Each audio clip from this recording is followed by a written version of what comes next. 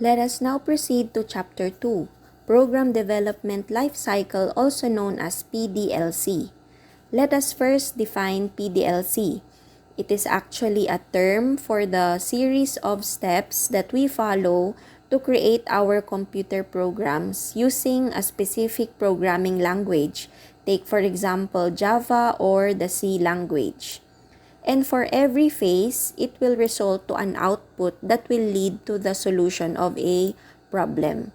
So the phases includes problem definition, problem analysis, algorithm design and representation, and last but not the least is the coding and debugging. For problem definition, this is our first phase. We have to define the problem clearly. When we say clearly, it must show the data needed, how these data will be processed, and what is the expected output. The problem definition is in a form of a sentence. Let's take for example, create a program that accepts two integers and display its sum. So what is the expected output in this problem? It is the sum. And what is the process in order to solve for the sum?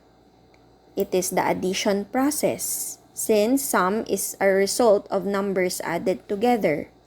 Then, what is the needed data in order for us to solve for the sum? These are the two integers. Therefore, the problem was clearly defined. The second phase is the problem analysis, wherein we will now break down the problem defined into three, namely input, process, and output. Let's take for example the problem defined earlier. So our data input would be two integers.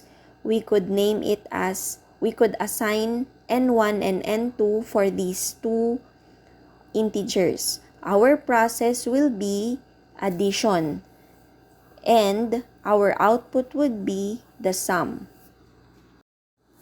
In this example, the two integers were assigned in two variables, namely n1 and n2, and served as our input to solve for the problem. For the process, we use addition. We will be using the input here to solve for the output, which is the sum.